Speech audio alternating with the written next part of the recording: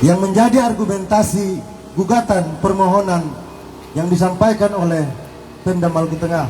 Jadi begini, bulan Februari putusan MK 123 keluar. 2 bulan kemudian Mendagri yang diamanatkan dalam Undang-Undang Nomor 40 itu pasal 7 ayat 5 menyebutkan bahwa kewenangan penegasan tapal batas secara pasti di lapangan itu ditentukan oleh peraturan Menteri Dalam Negeri atau oleh Mendagri. Atas dasar itulah Mendagri mengutus tim penegasan tapal batas, tim Bakasurtanal, kemudian tim dari Mendagri untuk turun ke daerah tapal batas di Kalimala, saudara-saudara. Mereka turun semua. Maluku Tengah juga tahu itu. Mereka turun bikin pengukuran tapal batas, kemudian tentukan titik koordinatnya dengan alat semua selesai. Mendagri balik ke Jakarta. Terbitlah Permendagri nomor 29 tahun 2010.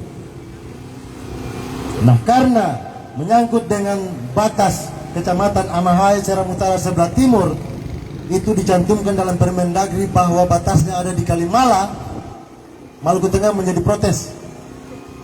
Pemda kemudian bikin gugatan. Mereka menggugat kewenangan Mendagri soal penetapan Permendagri tersebut di Mahkamah Konstitusi, saudara-saudara.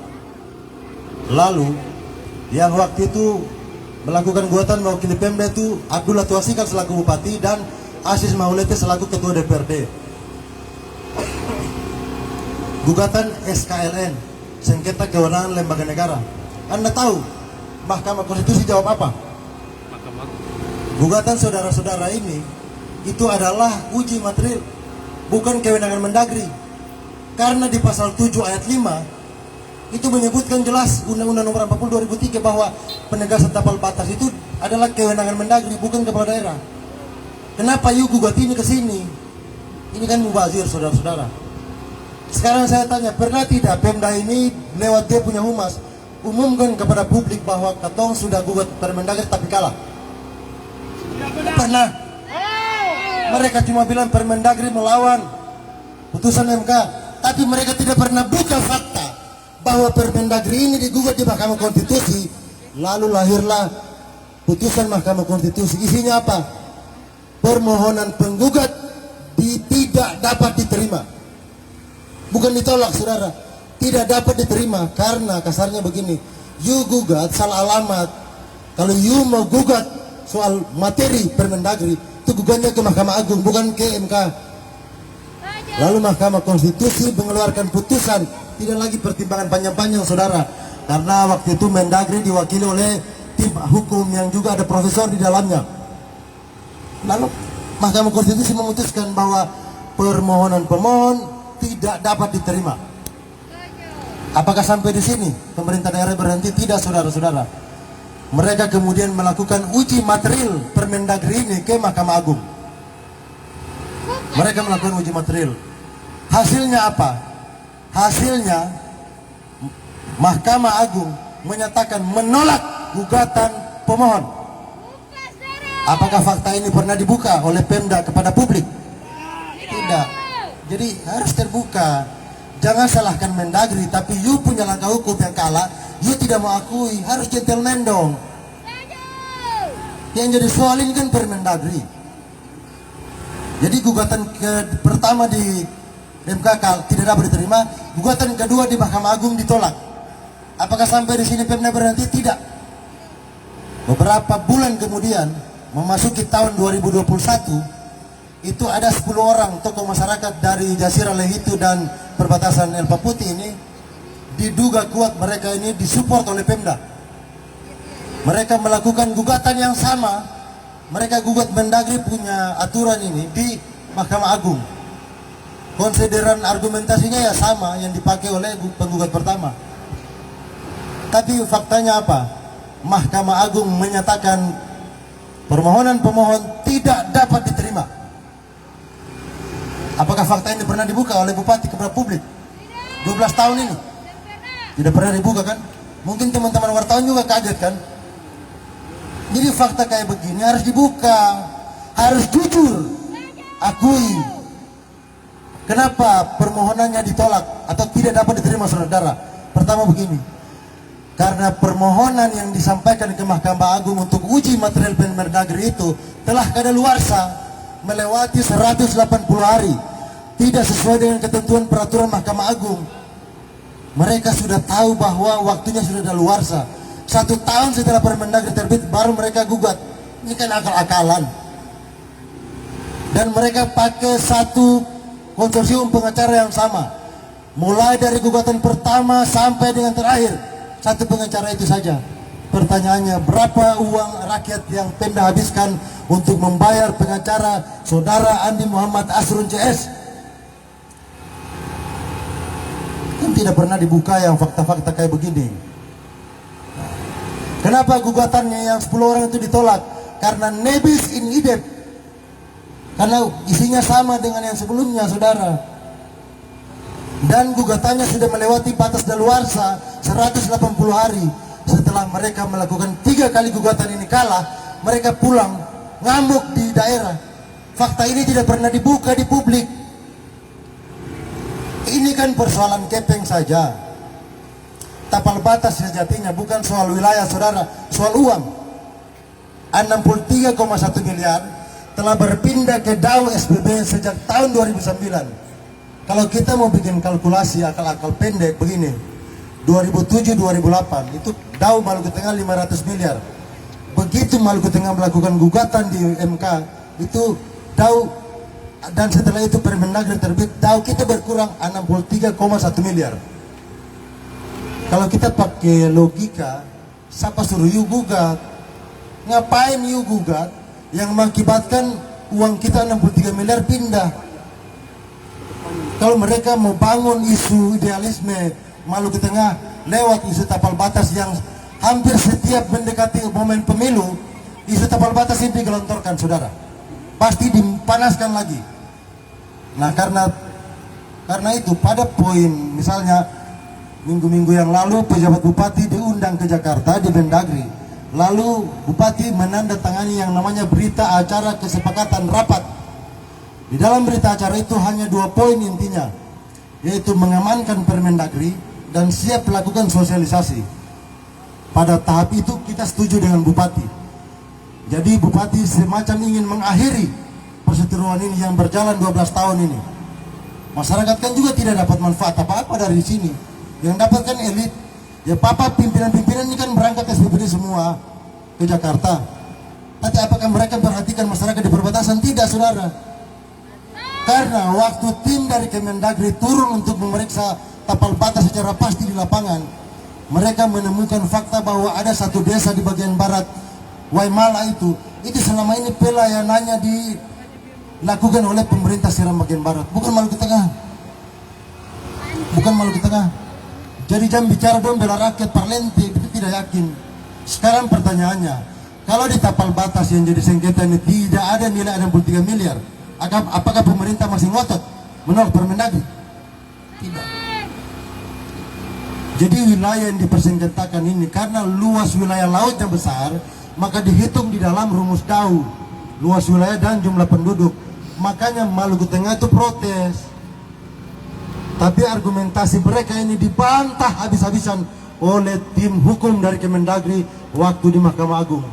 Kita ikuti itu semua, saudara, supaya saudara-saudara tahu kenapa Permendagri itu bisa terbit. Dasar hukum apa yang Mendagri pakai? Yang pertama, dia dijamin dalam undang-undang. Salah satunya pasal 7 ayat 5 Undang-Undang Nomor 40 tahun 2003 menyatakan tentang kewenangan Mendagri menentukan tapal batas secara pasti di lapangan. Yang kedua, Mendagri berlandaskan pada peta Hindia Belanda bahwa ada garis onder afdelinggrens untuk wilayah Kecamatan Lamahai, batasnya di Waimala.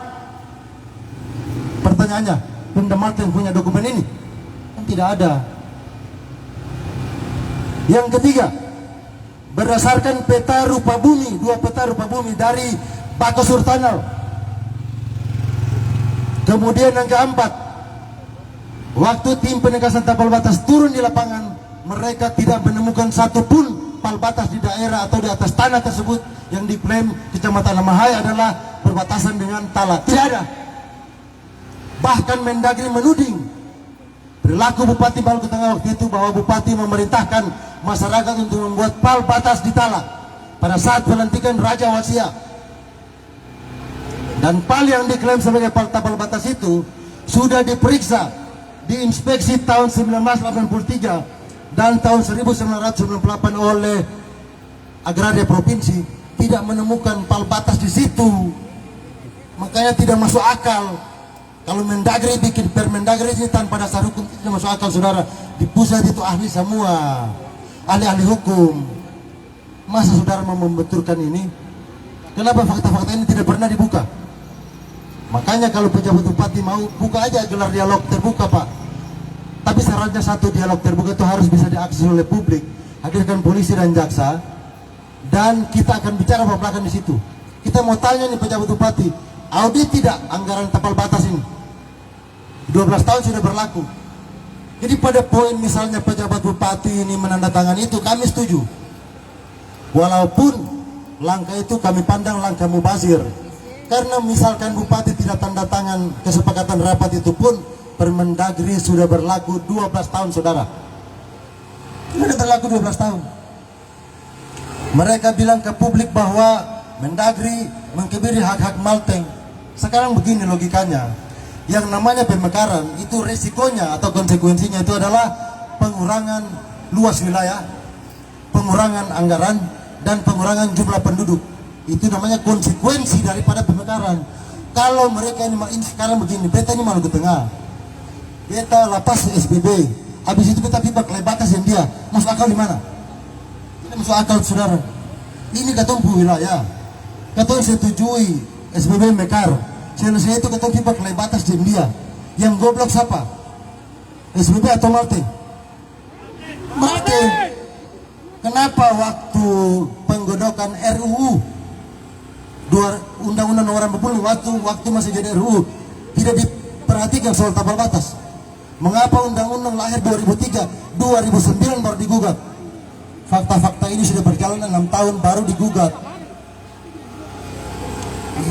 Ini disampaikan, ini dikomplain sendiri oleh Hakim Mahkamah Konstitusi. Dan fakta-fakta kayak begini tidak pernah dibuka kepada publik. Jadi Permendagri sudah berlaku 12 tahun. Hari ini Bupati ke Jakarta menandatangani, siap mengamankan, siap sosialisasi. Loh, Pak Mubazir itu, Bapak tidak tanda tangan pun besok si aja di Bupati, Permendagri tetap berlaku dan sampai hari ini tetap berlaku. Karena faktanya 63,1 miliar sudah berpindah ke SBB. Maluku Tengah dapat ampas. Kenapa?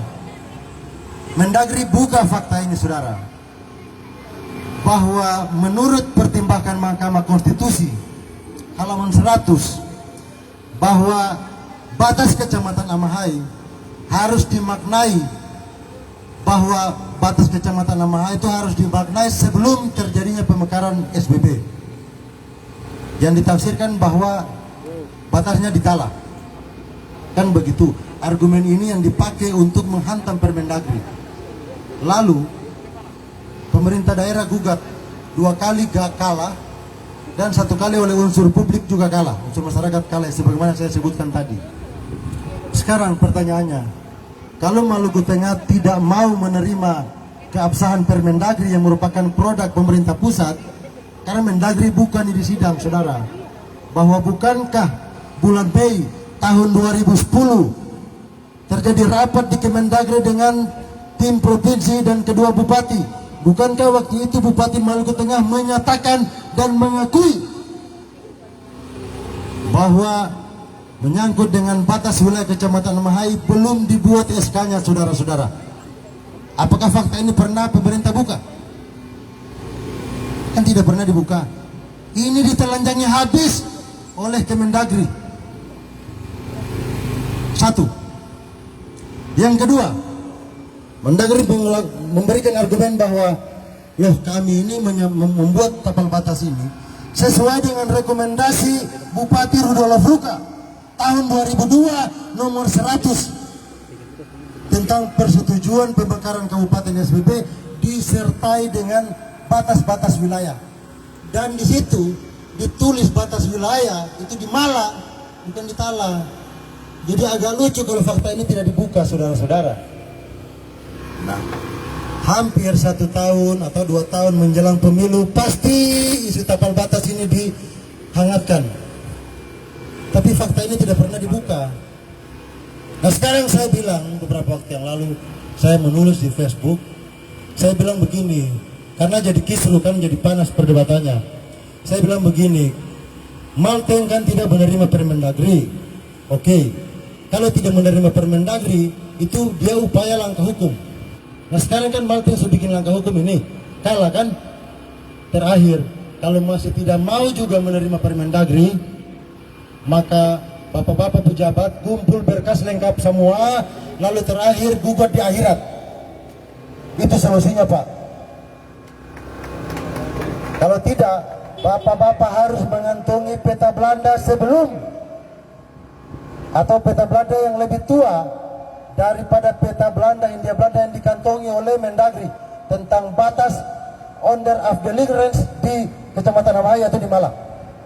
Kalau ada dokumen ini sebagai novum, Pemda Malteng bisa gugat. Tapi kalau tidak ada, jangan mimpi Permendagri tetap akan berlaku sampai hari ini, saudara-saudara. Jadi jangan bohongi masyarakat. DPR bilang berjuang apa? Nanti bayar pengacaramu, berjuang apa? Di Jakarta itu dong bayar pengacara yang bikin gugatan. Beta ini periksa semua daftar bukti yang diajukan lemah. Daftar buktinya memang lemah. Tidak ada dokumen tua peta Belanda yang disampaikan. Sekarang begini, Pemda Malteng klaim bahwa batas Kecamatan namanya itu di Tala. Oke, itu klaim dia secara alat mungkin benar. Tapi klaim batas wilayah Kecamatan Namahai, dasar hukumnya apa? Tidak ada. Kenapa tidak ada dasar hukum? Diakui sendiri oleh Bupati dalam pertemuan bulan Mei tahun 2010 di Kemendagri, bahwa Bupati bilang bahwa betul untuk Kecamatan Namahai batasnya belum ada SK, belum ada keputusan kita bikin. Lalu dengan dasar apa Maluku Tengah mengklaim bahwa Tala itu adalah batas wilayah Kecamatan Namahai? Nah, inilah fakta-fakta yang tidak pernah dibuka, saudara. Makanya kalau pejabat bupati mau bikin dialog, Pak Bupati bikin dialog, undang kita bicara. Yang jadi soal ini kan pasal 2 Permendagri. Kalau bupati adalah anak buah Mendagri karena dia di-SK-kan dari sana, bupati bisa bikin pendekatan dekah, logika, supaya pasal 2 itu direvisi. Ya itu pun kalau bisa. Karena saya yakin tidak bisa. Kenapa? Mendagri juga punya harga diri, Pak. Dia sudah dihantam dengan 3 kali gugatan oleh Malteng. Lalu kira-kira kalau Malteng pergi lobby untuk rubah Permendagri, dia mau taruh muka di mana? Ini dibalikin semua profesor hukum, Pak, yang bikin. Masa pemerintah pusat tidak mengerti begini? Jadi fakta-fakta begini tidak pernah dibuka di publik. Malteng tidak punya peta kuno, peta Hindia Belanda tentang batas wilayah Kecamatan Namahai, tidak ada. Peta itu dikantongi oleh Mendagri. Nah, disinilah kecerdasan SBB. Jadi jangan salahkan pemerintah pusat dong. Anda kan tidak menerima Permendagri. Anda kan sudah siapkan jalur gugatan. Anda sudah gugat di MK kalah, di Mahkamah Agung kalah. Lalu mau protes apanya? Yang namanya pemekaran wilayah konsekuensinya memang pengurangan luas wilayah dan anggaran dan manusia. Itu konsekuensi. Jadi jangan lagi masalah ini digulirkan. Karena Permendagri sampai hari ini, mau terima atau tidak, Permendagri tetap berlaku, saudara-saudara. Dari fakta-fakta kayak begini, orang kemudian bikin asumsi di kepala. Orang bikin kalkulasi, Pak. Begini, 2007-2008 ketum Pundau ini aman, sentakor. Waktu 2009 gugatan, tiba-tiba dau kita tekor. Yang bodoh sebenarnya siapa? Yang bodoh sebenarnya siapa? Kan kita sendiri kan. Yang kedua, orang bisa saja bikin kalkulasi, Pak, bahwa ada kongsi politik yang dibangun di antara kedua elit di kabupaten ini. Bisa saja itu terjadi. Kita tidak inginkan itu terjadi, tapi potensial itu terjadi, saudara-saudara. Karena katong pun dau aman, tiba-tiba digugat dau berkurang ke SPB. Kan begitu. Sangat boleh jadi kongsi politik itu terjadi. Itu tidak heran itu. Jadi kalau hari ini pemerintah daerah menggulirkan tapal batas lalu dia jadi isu publik yang hangat juga, saya rasa tidak efektif. Karena Pemda mau protes Permendagri, lalu kan kamu gugat sukalah, lalu mau protes apanya? Makanya solusi terakhir, Pemda harus kantongi bukti atau novum.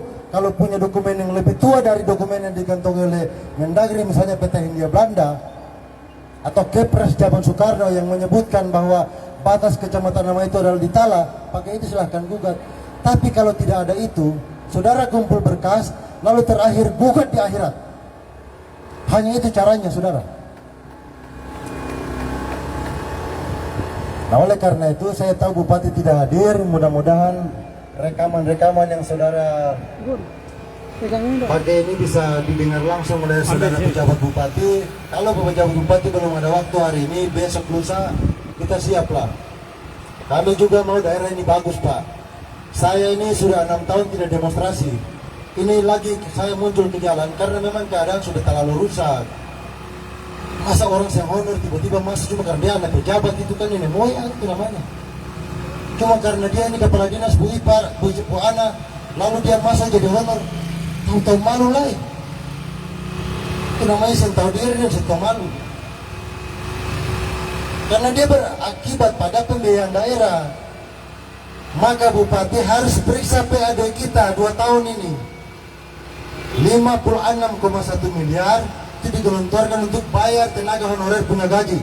Dengan asumsi 1 juta orang, 1,5 juta per bulan, dikali 2.868, 1 tahun itu ada 56,1 miliar yang habis untuk bayar gaji honorer. Pertanyaannya, PAD Malteng berapa? PAD Malteng dari sektor pajak retribusi itu tidak sampai 30 miliar. Dari mana uang ini didapat untuk bayar honorer? Ini polisi bisa periksa manipulasi data yang menyebabkan kerugian negara. Jadi ini harus dikatakan kepada Pak Kapolres juga. Dan soal honorer bodong, saya ingatkan sebelum saya akhiri, sampai dengan 30 Oktober 2022 batas uji publik, kalau ditemukan ada satu saja nama honorer yang bodong, saya polisikan saudara pejabat Bupati dan seluruh pimpinan OPD terkait. Tidak ada urusan. Saya minta Bupati jujur presentasi hasil soal sengketa tapal batas. Jangan lagi ada tipu-tipu lah. Kita ini sudah capek, dapat goreng 12 tahun dengan tapal batas. Hasilnya nol juga kok. Yang menguntungkan pengacara dan pejabat. SPPD lancar, pengacaranya dapat duit kan. Kalau ketengah dapat apa? Memangnya orang di Wasia, Sanau, Sapeloni dan 6 dusun di Jajar Letu, mereka diperhatikan apa oleh Pemda Malteng? Kan tidak juga. Ini karena KPN saja 63 miliar itu, begitu. Jadi kalau orang bikin asumsi bahwa bisa saja ada kompromi antara elit kedua kabupaten dalam 63 miliar itu sah-sah saja. Jadi kalau orang curiga jangan salah. Karena setiap menjelang momen pemilu 1 tahun, pasti isu tapal batas ini digulirkan. Dia semacam isu pemersatu bangsa begitu, saudara-saudara. Jadi semacam ada semangat yang mau ditujukan untuk kita bela kita punya tanah, batas wilayah. Kalau misalnya mereka ini lari ke SBB, lalu SBB lainnya dong tinggal.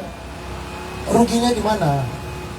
Kan rekomendasi Bupati Ruka sudah menyebutkan dengan jelas tahun 2002 itu menyetujui pemekaran SBB.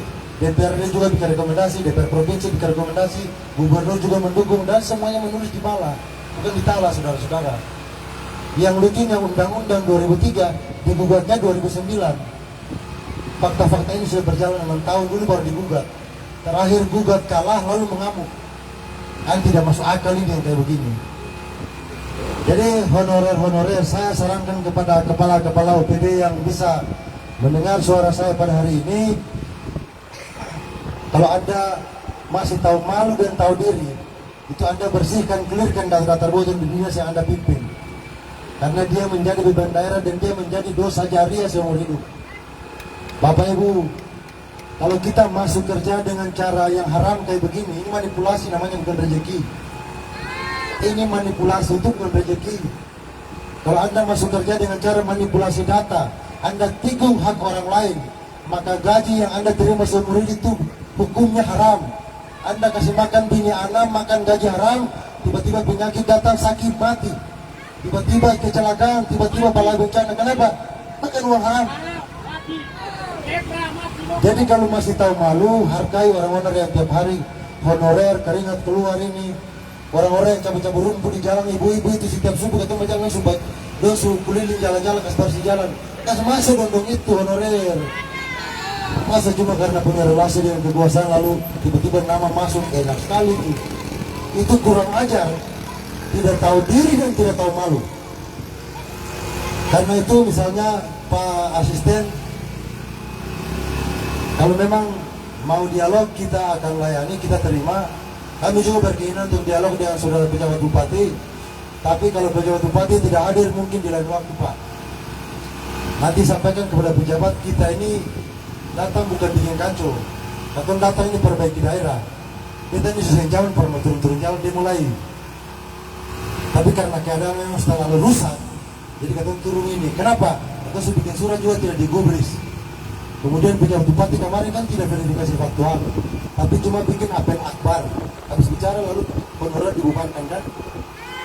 Itu artinya masih potensial orang-orang bodoh ini punya nama masih ada di database. Masih ada. Dan konsekuensinya soal hukum. Saya kira sementara itu yang bisa saya sampaikan.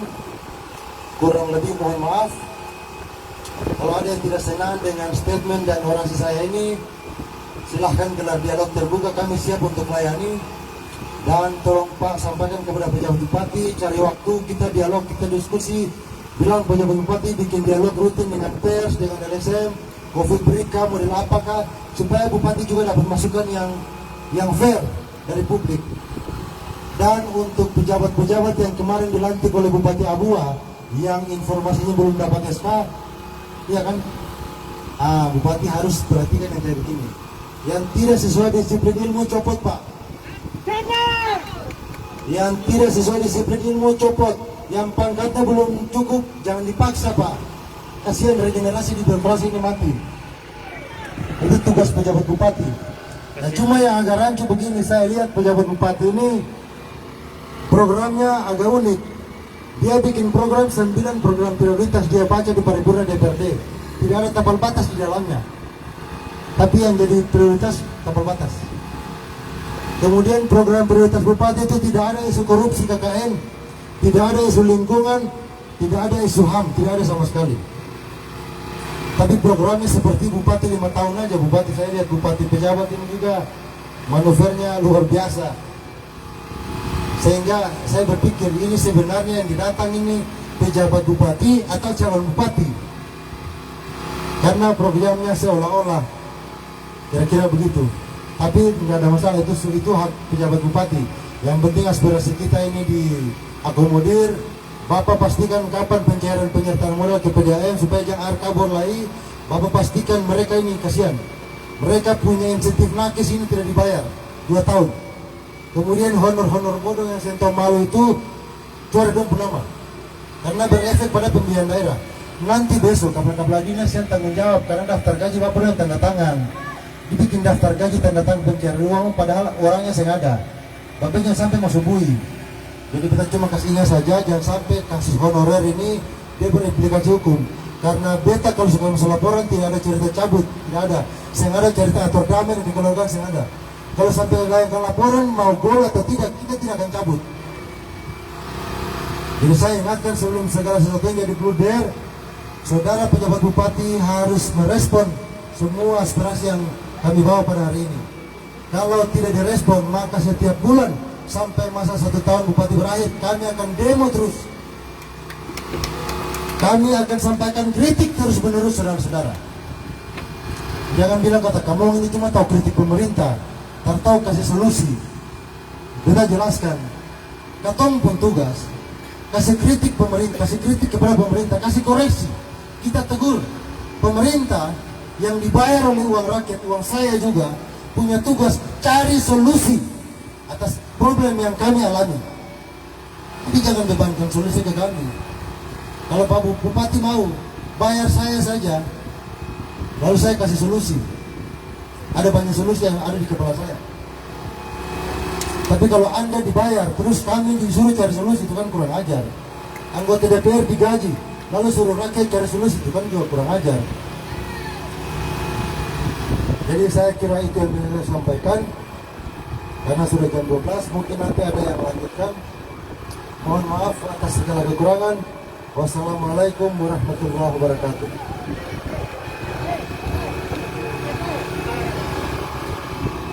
Baik, terima kasih Bung Fahri Asatri, Ketua LSM Pukat Seram. Pada akhirnya kita meminta pemerintah Kabupaten Maluku Tengah, dalam hal ini Asisten 3, untuk memberikan ketegasan. Mari tenaga nakes yang merasa dirugikan, kita sama-sama masuk ke dalam, karena ini permintaan Bapak Asisten 3. Oleh karena itu mari kita sama-sama mengawal apa yang menjadi kepentingan dan apa yang telah kami sampaikan dari pagi sampai hari ini, agar sama-sama kita meminta ketegasan pemerintah Kabupaten Maluku Tengah terkait dengan nasib para tenaga non-ASN yang tidak dilibatkan dalam database. Bahkan segudang persoalan yang sudah kami sampaikan. Jadi mungkin itu yang bisa kita sampaikan. Kami meminta dari Pak Asisten 3, waktu dan tempat, di dalam atau di luar, kami siap bertemu, berdialog, dan juga kami akan menyampaikan poin-poin tuntutan kami agar bisa nantinya ditindaklanjuti secara tegas. Pada prinsipnya kami hari ini ingin meminta ketegasan kepada pemerintah Kabupaten Maluku Tengah terkait dengan semua persoalan-persoalan yang sudah kami sampaikan tadi. Oleh karena itu, Pak Asisten 3 di mana? Oke, baik. Oleh karena itu Pak Ketua LSM Pukat Seram, kita masuk. Tenaga ASN, mari tenaga nakes, mari masuk sama-sama. Tunjukkan wajah-wajah kita ketegasan oleh pemerintah Kabupaten Tengah. Mungkin saja bila itu wal hidayah. Wassalamualaikum warahmatullahi sahabat Hutan Malteng. Itulah tadi sejumlah penyampaian aspirasi dari sejumlah LSM, dan tadi ada sejumlah poin yang tadi disampaikan kepada PJ Bupati Maluku Tengah terkait dengan masalah substansi tapal batas antara Maluku Tengah dan SPB. Kemudian tadi juga disampaikan menyangkut dengan hak tenaga honorer, dan tadi juga mereka menyentil soal honorer bodong. Baik, mari aku masuk.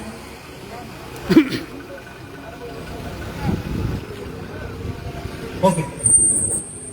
Jadi kalau dari seputaran persoalan tapal batas tadi disampaikan bahwa telah sebetulnya dari kasus hukum yang telah diambil sejak tahun 2010, kemudian 2010, dan kemudian terbitlah Permendagri 29 dan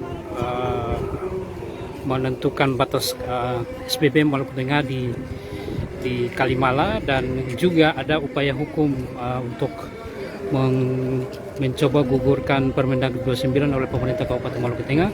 Itu juga tidak dapat terlaksana atau tidak diterima atau ditolak, sehingga bagi Pak Hari Asatri yang juga Ketua LSM Pukat Seram menyatakan bahwa persoalan tapal batas Maluku Tengah dan SPB terkait dengan di seputaran Kalimala, antara Kalimala atau Tala, itu sudah selesai semenjak terbitnya Permendagri 29 itu.